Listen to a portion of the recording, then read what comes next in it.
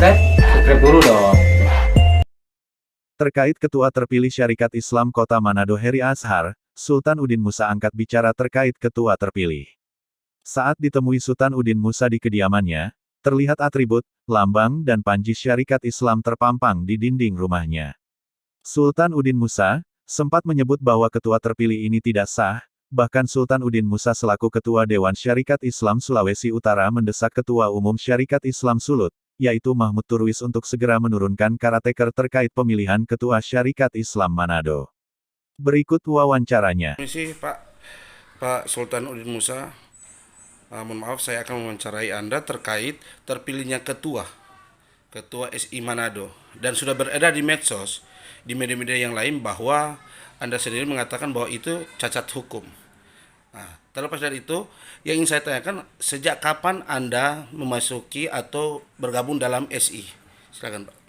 Terima kasih pertanyaan saudara. Kalau ditanya sejak kapan, sejak kecil, bahkan sejak dari rahim, saya ini sudah menjadi keluarga besar dari kaum syarikat Islam, karena orang tua saya ini dia adalah pernah memimpin PSII Sulawesi Utara, kemudian pada fusi partai-partai politik Islam di tahun 73, SI kembali menjadi organisasi sosial kemasyarakatan. Beliau juga tetap memimpin SI. Ini kalau latar belakang. Kalau saya sendiri secara pribadi dari kecil, pada saat orang tua saya konsolidasi organisasi baik PSI maupun SI, dari kecil saya ini diajak oleh almarhum orang tua saya, bahkan mengelilingi Sulawesi Utara ini. Beliau melakukan konsolidasi organisasi. Bahkan dari tahun 80-an saya pernah mengikuti Majelis Syuro Pemuda Muslimin, itu Kongres Nasional Pemuda Muslimin di Jakarta, bahkan beberapa kali mengikuti Majelis Tahkim SI, dan saya pernah menjadi Ketua Pemuda Muslimin Kota Manado, pernah sebagai Sekretaris Cabang SI Kota Manado. Dari beberapa ketua saya tetap sekretaris, bahkan kemudian pada musyawarah wilayah saya terpilih menjadi wakil ketua pimpinan wilayah Syarikat Islam Sulawesi Utara, dan pada periode 2 tahun terakhir saya ditunjuk sebagai Ketua Dewan Wilayah Syarikat Islam Sulawesi Utara. Jadi kalau bertanya sejak kapan, saya bisa katakan sejak dari rahim sudah Syarikat Islam. Satu lagi Pak Ketua, untuk menjadi anggota atau ketua, informasi bahwa memang akan dibaiat, betul dong gitu Pak? Jadi begini, bahasa peraturan dasar peran rumah tangga itu menyatakan untuk calon ketua, khusus ketua ya, itu dia harus adalah anggota baiat. Kecuali wakil-wakil ketua itu tidak masalah, wakil sekretaris dan seterusnya. Tapi khusus untuk ketua, sebagai pemimpin menakodai SI ini pada semua tingkatan, dia itu harus pernah menjadi anggota baiat. Yang dimaksud anggota baiat itu sebenarnya pernah menjadi pengurus organisasi Syarikat Islam pada semua tingkatan. Itu yang disebut dengan anggota baiat. Karena kepengurusan itu sebelum dilantik, begitu terpilih dalam musyawarah, sebelum dilakukan pelantikan, maka didahului dengan pembaiatan. Jadi kalau ada yang mengatakan itu kan nanti mau dibaiat, iya, tapi syarat untuk calon ketua dia sudah pernah dibaiat, bukan nanti menunggu pembaiatan pada saat pelantikan. Berarti dia tidak memenuhi kriteria. Berarti ini ketua yang terpilih ini, Bapak Azhar, ketua SI yang terpilih yang kemarin ini, apakah beliau itu memang menurut Anda beliau itu pernah terlibat dalam organisasi atau kegiatan-kegiatan organisasi dari SI Pak? Tidak pernah. Beliau ini kan tiba-tiba muncul, entah dari mana. Saya pun sebagai orang SI, apalagi orang tua saya dulu pernah memimpin SI Kabupaten Minahasa. Saya ikut serta, saya tidak pernah mengenal beliau dan saya tidak pernah tahu si Ashar itu orang SI atau bukan. Oke. Nah, bagi saya tidak persoalan, tapi yang penting dia pernah tidak menjadi anggota BEAT, dan alhamdulillah oleh mantan ketua Dewan SI Kota Manado dalam statementnya menanggapi apa yang saya sampaikan, beliau juga mengakui memang belum. Nah, kalau belum kan berarti tidak memenuhi syarat. Kalau dia masuk menjadi salah satu pengurus, itu tidak masalah. Tapi untuk menjadi nakoda, memimpin SI ini persyaratannya kan orang yang sudah pernah menjadi pengurus sehingga dia tahu organisasi ini seperti apa platform perjuangannya seperti apa program asas dan program tanding Syarikat Islam itu seperti apa, kenapa SI ini ada, apa peran SI di dalam kehidupan ketatanegaraan berbangsa dan bernegara. Dia harus tahu, bukan orang yang tidak tahu apa-apa datang terus apa yang dia mau bikin. Oke. Saya kira kan begini, semua organisasi pun selalu dipersyaratkan bahwa untuk jadi ketua minimal pernah menjadi pengurus, sehingga ini ada yang namanya kesinambungan kader, sehingga dia tahu oh ya SI begini, sehingga ke depan dia tahu ini arah SI kemana. Oke, beberapa statement yang beredar bahwa ketua terpilih ini tidak memiliki KTP Manado, sedangkan dia mencalonkan dari Manado, atau dengan kata lain orang dari luar mau coba pegang rumah tangga yang ada di Manado. Nah, terlepas dari itu ketua, apakah sudah ada dari panitia? Apakah panitia tidak melarang bahwa saat dia mendaftarkan itu ketua? Nah, inilah yang kenapa saya nyatakan gagal dan cacat hukum, karena banyak yang dilanggar. Bahkan 2 minggu atau 3 minggu sebelumnya saya pernah panggil si Parasana itu sebagai ketua Dewan Kota Manado dan sebagai steering. Saya ingatkan bahwa ini harus dilaksanakan sesuai dengan mekanisme peraturan dasar, peraturan rumah tangga organisasi SI. Nah, yang lucu kok beliau ini bukan penduduk Kota Manado, kemudian bukan anggota BEAT, kok diloloskan? Seharusnya kan ada panitia seleksi. Siapapun bisa mendaftar. Tapi kan ada kriteria, nanti panitia seleksi itu menseleksi apa dia memenuhi syarat atau tidak. Ya kalau tidak memenuhi syarat harus dinyatakan tidak memenuhi syarat. Bukan memaksakan orang ini dipaksakan. Apalagi yang bersangkutan 2-3 hari lalu sudah menyatakan secara terbuka di medsos beliau mengundurkan diri. Saya sebenarnya secara pribadi saya mengakui orang ini gentle karena dia menyadari dia tidak memiliki kualifikasi atau persyaratan untuk itu. Tapi yang saya kecewa, beliau bahkan memfitnah bahwa dia mundur karena ini sudah terjadi transaksional. Yang transaksional siapa? Nah, ini kan fitnah yang harus beliau klarifikasi. Justru kenyataan di lapangan yang buat transaksional beliau sendiri. Nah, ini kan orang yang tidak paham SI. Dia datang hanya untuk merusak SI. Nah, oleh sebab itu saya mendesak pimpinan wilayah SI untuk segera menurunkan caretaker SI Kota Manado karena kepengurusan DPC SI itu sudah demisioner kemarin. Dengan tugas itu yang pertama melakukan konsolidasi organisasi. Sesudah melaksanakan konsolidasi baru melaksanakan kembali musyawarah cabang. Tentunya dengan mengacu kepada peraturan dasar dan peraturan rumah tangga Syarikat Islam. Jangan nodai, jangan membuat bencana di dalam Syarikat Islam. Karena salah satu baiat Syarikat Islam itu menyatakan bahwa sekali-kali saya tidak akan membuat khianat atau bencana dalam Syarikat Islam. Nah, ini yang terjadi dalam pelaksanaan musyab kemarin ini. Berarti Anda sudah coba mengingatkan kepada panitia pelaksana yang di Sudah DPC Manado. pernah, bahkan PAC saya sudah sampaikan. Sepanjang dia berjalan sesuai dengan mekanisme, silakan saya dukung, bahkan saya akan support. Tetapi kalau dia berlangsung tidak sesuai dengan mekanisme yang benar, ini tentunya sebagai ketua dewan, sebagai pemegang hukum organisasi, tentu saya akan tegakkan aturan ini. Kan dewan itu pemegang hukum organisasi. Begitu. Apakah menurut Anda apakah ya ketua terpilih ini akan terancam tidak akan dilantik, Pak? Oh, memang tidak bisa, dia tidak bisa dikeluarkan SK karena memang dia tidak memenuhi syarat itu. Jika pengurus lain akan memaksakan diri untuk melantik beliau, apa yang akan Anda lakukan? Siapa yang mau melantik? Ya orang melantik ini kan dia harus ada SK dulu dari DPP. Syaratnya DPP mengeluarkan surat keputusan itu setelah mendapat rekomendasi dari pimpinan wilayah.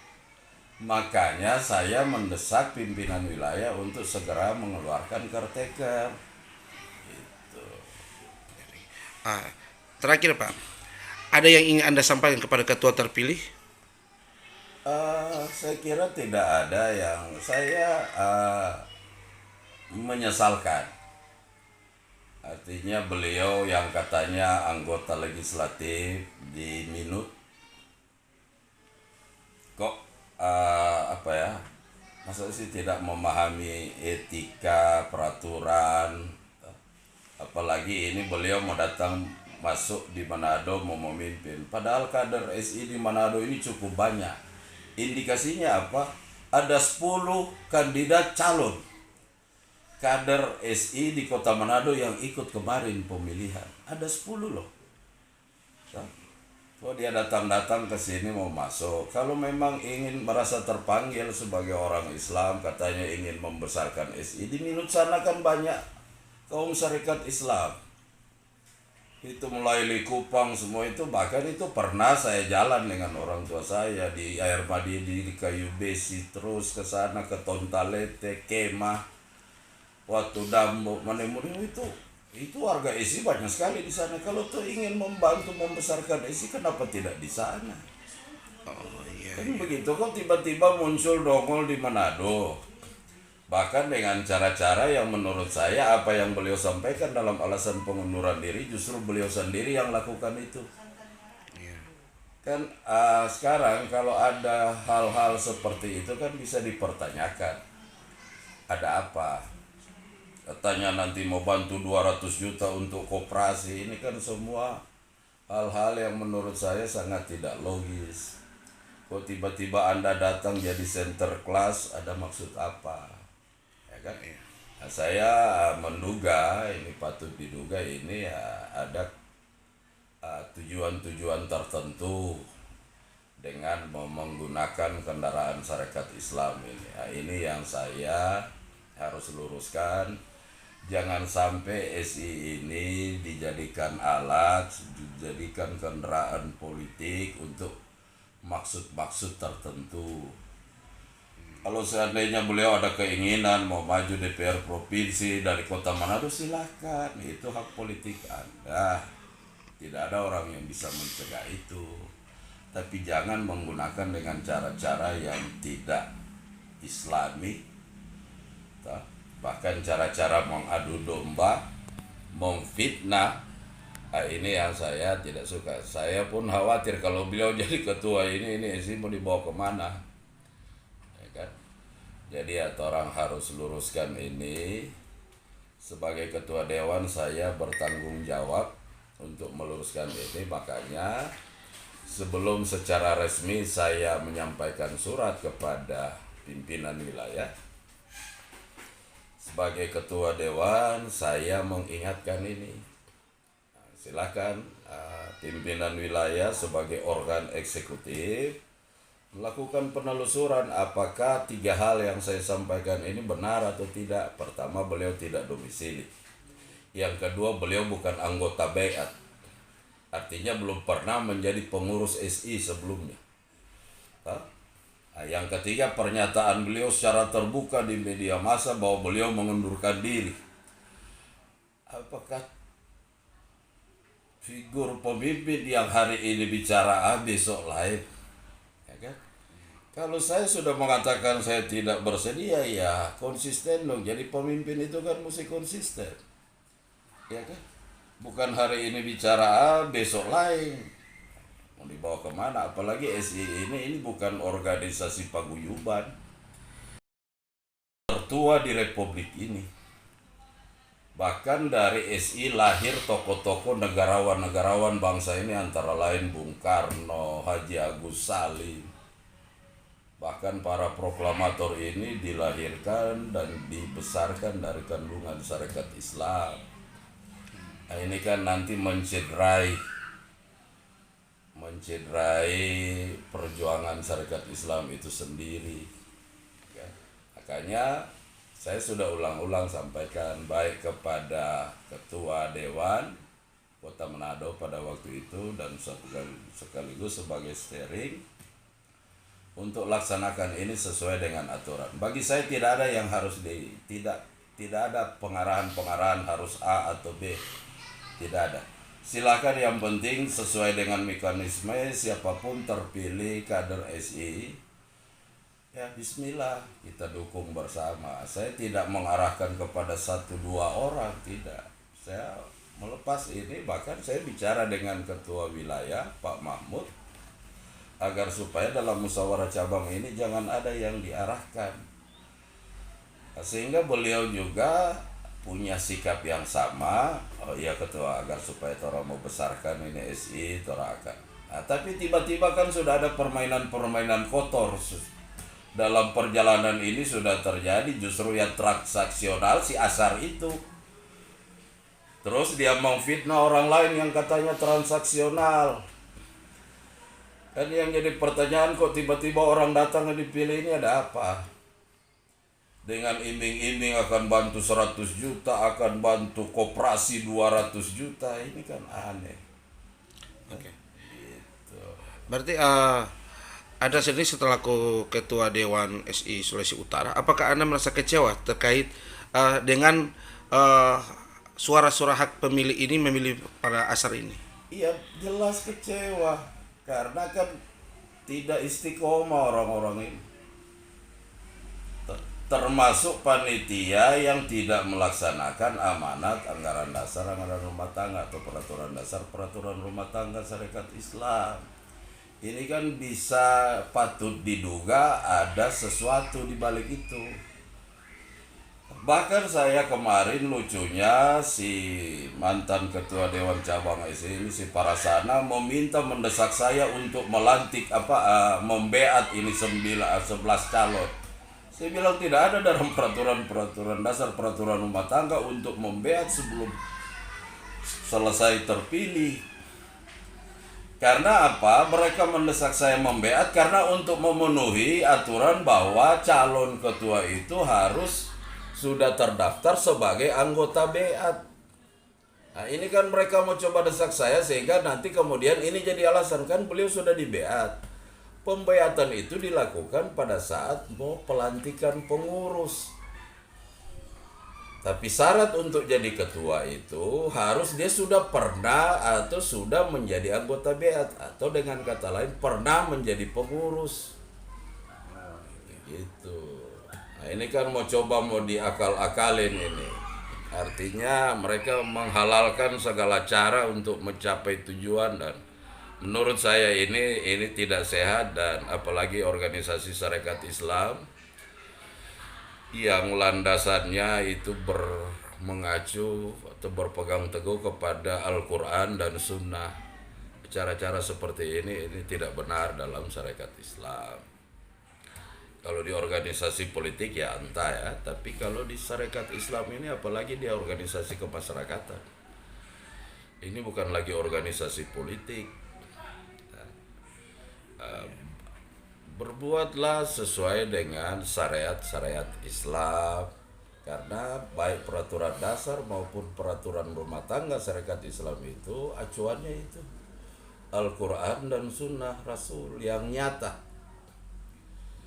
Nah kalau kita mengaku sebagai anggota Syarikat Islam lantas kita tidak berpegang teguh di situ, ya ini perlu dipertanyakan keanggotaan ini. Ya kan? Oke, baik Pak, terima kasih.